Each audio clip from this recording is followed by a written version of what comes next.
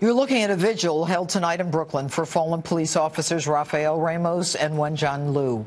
But despite this moment of peace, racial tensions continue to escalate after the execution-style murders of two New York City police officers. Milwaukee County Sheriff David Clarke joins me now. Good evening, Sheriff.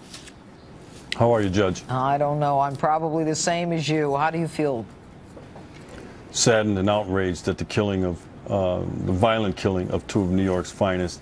I'll tell you what, I saw this coming. The last 3 months we've heard nothing but hate speech and anti-cop rhetoric fueled by some people occupying the highest offices in this land. We've had this garbage shoved down our throats, this irresponsible rhetoric about our nation's heroes, our street cops.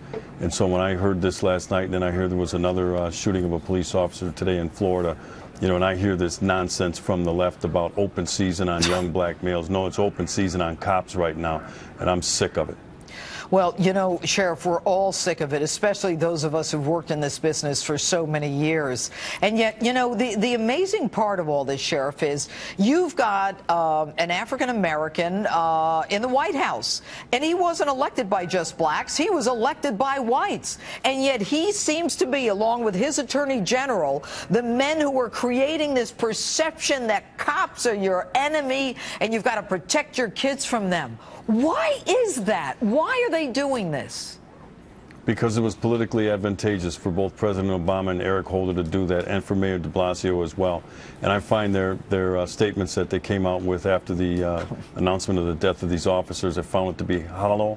I don't want anything to do with it. They can have it back. The only reason they're saying what they're saying today is because it's politically advantageous for them to say that today. They had a chance, Judge, to extol the virtue of our nation's law enforcement officers early on in these tragic incidents, and instead they chose divisive politics, and they've benefited from that divisive politics. But now the law enforcement community, our law enforcement officers, and our neighborhoods are suffering as a result of this divisive politics. This stuff needs to stop from these individuals. Well, you know, Sheriff, how do you think that this will stop? We know how we got here. How do we get out of this? Well, it'll stop when these individuals butt out of local politics, all right? We know how to solve problems at the local level. Do we have problems? Sure we do. But to throw all these at the foot of the American police officer and try to make them to be the scapegoat and them to be the whipping post is not the way out of this, okay?